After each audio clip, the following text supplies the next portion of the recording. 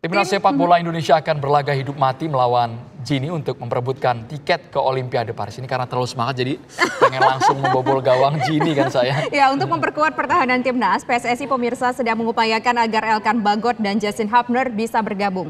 Pelatih Sintayong mengaku pemirsa menghadapi sejumlah masalah seperti perbedaan suhu antara Qatar dan Prancis pemirsa serta faktor kelelahan para pemain. Nah, akankah semua masalah ini bisa diatasi oleh tim Garuda Muda? Untuk membahasnya pemirsa telah bergabung mantan penjaga gawang Timnas, yaitu ada Bung Markus Horison dan juga pengamat sepak bola Bung Kusnaini. Selamat sore Bapak-Bapak semua.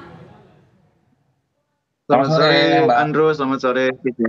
Ya, pertama saya ingin ke Bung Markus terlebih dahulu. Melihat kondisi pertandingan yang sudah berjalan selama beberapa minggu belakangan ini yang harus dihadapi oleh tim U23 sebagai orang yang pernah berpengalaman dalam setiap pertandingan.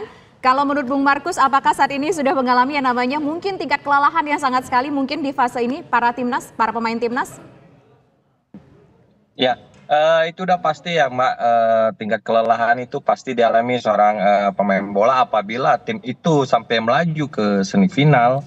Itu sangat melelahkan, menguras stamina, menguras pikiran, menguras mental, semuanya itu termasuk Mbak. Makanya pada teman-teman pemain Garuda Muda ini yang sudah berada di Prancis dan besok akan menghadapi Guinea, ini harus benar-benar kembali lagi, harus dari nol mentalnya, karena kita ketahui ya Prancis ini rumah kedua bagi tim Afrika ya. Kalau kita Indonesia rumah kedua kita mungkin kemarin itu di Qatar ya, Timur Tengah rumah kedua kita, dan di Prancis ini rumah keduanya ini tim Afrikanya. Kenapa? Karena mereka yang pertama mereka sudah terbiasa dengan suhu udara di Prancis, kemudian sebagian besar mereka sudah bermain di negara Prancis, makanya ini sekali lagi ini pertandingan yang sangat menguras tenaga lagi nih Mbak.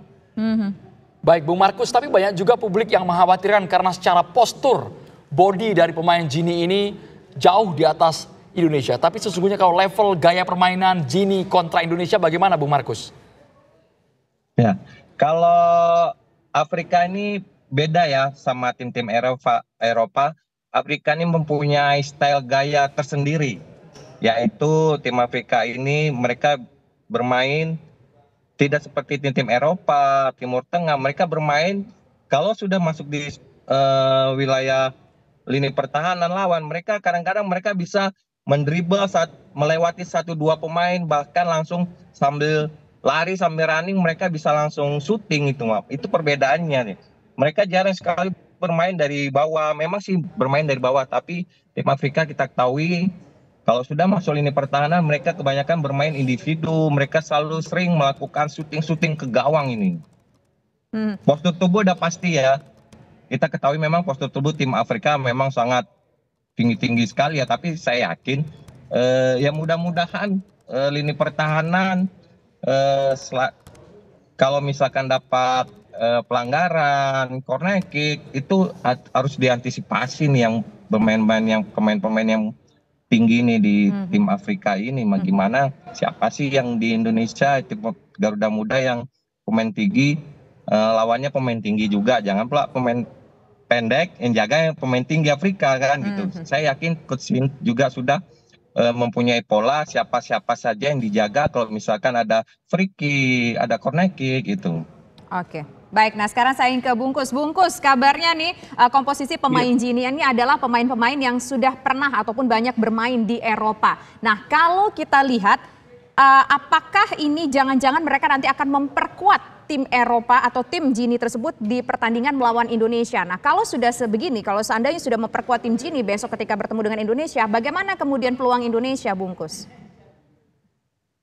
Iya, kita tahu memang sebagian besar atau 60% pemain yang dibawa untuk pertengahan ini kan mainnya di Eropa ya. Tapi jangan lupa bahwa mereka ini usianya masih muda ya. Banyak di antara mereka ini di timnya masih berstatus sebagai pemain pelapis. Jadi juga kita tidak perlu terlalu silau ya dengan nama-nama yang disebutkan oleh pers ya, memang ada pemain yang pernah bermain di Barcelona, Ilaix Moriba yang sekarang ada di Getafe.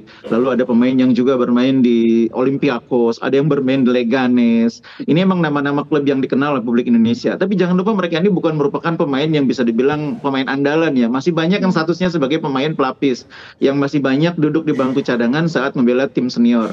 Jadi kita tetap optimis, saya pikir menghadapi mereka. Nah yang penting ini cara mainnya. Apa yang dikatakan Markus tadi benar ya. Sebetulnya cara main Gini ini tidak seistimewa Uzbekistan atau bahkan Jepang ya. Mereka ini mainnya masih cenderung banyak individual. Jadi kerja sama timnya itu nggak terlalu istimewa. Cuma memang mereka berani ya masuk area sepertiga pertahanan kita. Mereka kalau punya ruang syuting mereka. Tidak banyak kombinasi tapi banyak melakukan aksi individu. Nah, disitulah pentingnya kita memiliki pertahanan yang terkoordinir dengan baik, pertahanan yang kuat, yang juga sedapat mungkin menghindari terjadinya pelanggaran di area di sekitar kotak penalti. Karena mereka pasti akan melakukan syuting langsung dan itu akan menjadi tantangan bagi kiper kita ya, karena syutingnya keras-keras pemain dari Gini ini. Nah untuk itulah saya pikir penting sekali di pertandingan ini Coach Sintayong bisa menemukan formasi yang tepat untuk membenahi pertahanan. Tidak ada Rizky Ridho, sementara juga tidak ada Justin, Elkan juga belum pasti bergabung. Ini butuh PR betul untuk bagaimana membuat lini pertahanan bisa menghadapi pemain-pemain lawan yang secara postur lebih tinggi, kemudian secara fisik lebih kuat, dan mereka punya nyali untuk bertarung satu lawan satu dengan pemain-pemain belakang kita. Pemain-pemain yang kita miliki saat ini saya pikir masih butuh yang lebih jangkung lagi. Ada Komang memang, ada Ferrari, dan Dewangga juga sudah gabung. Tapi kalau Gini pintar main bola-bola atas, mereka akan punya peluang unggul dalam situasi bola atas dengan materi yang ada saat ini. Baik, kalau head to head antar lini depan pemain kita dan juga Gini, bagaimana Bungkus melihatnya? Iya, justru memang persoalan kita selain pertahanan sekarang yang agak rapuh, selama ini juga lini depan kita juga belum terlalu produktif ya. Baru di beberapa laga terakhir Rafael bisa mulai menyumbang gol, tapi secara keseluruhan lini depan kita belum banyak menyumbang gol. Sananta juga belum terlalu efektif, Kelly Schroyer, Witan pernah menyumbang gol tapi tidak terlalu konsisten penampilannya, Marcelino juga belum konsisten. Sementara yang akan kita hadapi adalah mereka yang sudah punya bekal mengalami pendidikan di akademi-akademi di Eropa ya. Ada yang ada di Spanyol, ada yang di Perancis, ada yang di Yunani, di Olympiakos, Al-Hasimbah.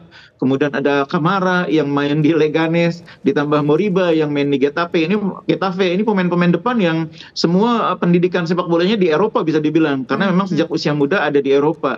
Nah, cuma memang sekali lagi, meskipun nama-nama tadi lebih mentereng dibanding nama-nama pemain kita mungkin ya, tapi sekali lagi mereka juga tidak terlalu banyak bermain untuk tim nasional. Karena Gini ini sudah lama juga mereka tidak bermain dalam pertandingan resmi. Terakhir mereka ikut kualifikasi Afrika itu kan tahun lalu.